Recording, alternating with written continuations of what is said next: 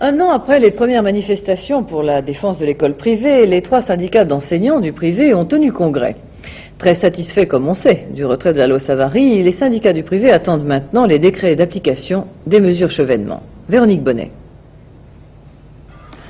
À la veille des vacances de Pâques, le groupe scolaire Sainte-Marie-Fénelon à Paris. 2000 enfants répartis entre un lycée, un collège et 3 écoles primaires, une école moyenne. Ici, la majorité des enseignants syndiqués le sont au SNEC CFTC. Ce syndicat, fer de lance des manifestations du printemps dernier, revendique aujourd'hui presque à lui seul le retrait de la loi Savary. Il totalise 40% des suffrages aux élections professionnelles. S'ils sont moins mobilisés qu'à leur dernier congrès, les adhérents du SNEC semblent en revanche assez satisfaits. Très active, oui, et prête à recommencer, s'il le fallait. Et je crois que nous sommes très nombreux, beaucoup plus nombreux même qu'on ne pourrait le soupçonner. J'y pense souvent quand je rencontre d'autres voitures qui portent toujours leur badge comme une sorte de rappel. En dépit de ces souvenirs, quelques points d'inquiétude demeurent sur les modalités de la décentralisation et la nomination des maîtres. Enfin, en période de rigueur, qu'en sera-t-il des budgets alloués à la formation continue des enseignants qui ne souhaitent pas rater le train de l'informatique ?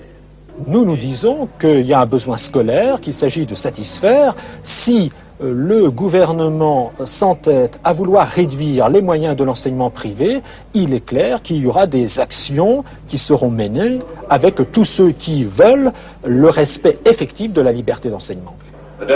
Le SPELC, dont le congrès s'est réuni à Grenoble en même temps que celui du SNEC CFTC, est aujourd'hui plus modéré à l'égard de Jean-Pierre Chevènement. C'est le syndicat des autorités diocésaines et il recouvre 27% des voix. Il souhaite maintenir le dialogue, il se veut le syndicat de la 3e voie, même si son tracé reste encore flou dans l'attente des décrets d'application. Reste enfin le 3e syndicat du privé, la FEP-CFDT, 30% des suffrages, qui, à l'inverse des autres, continue de réclamer l'unification du public et du privé pour une meilleure pédagogie.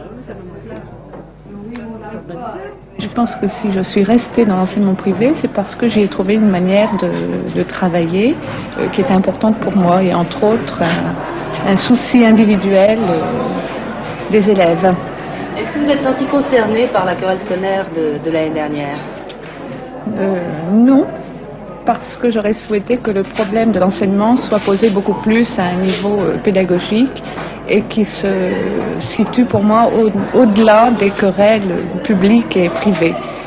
Si pour bon nombre d'enseignants, et notamment les 3/4 qui ne sont syndiqués nulle part, les problèmes se situent ailleurs, il n'en est pas de même pour les parents qui se disent prêts à défiler à la première occasion. Il est vrai que pour eux, le choix du privé est aussi politique.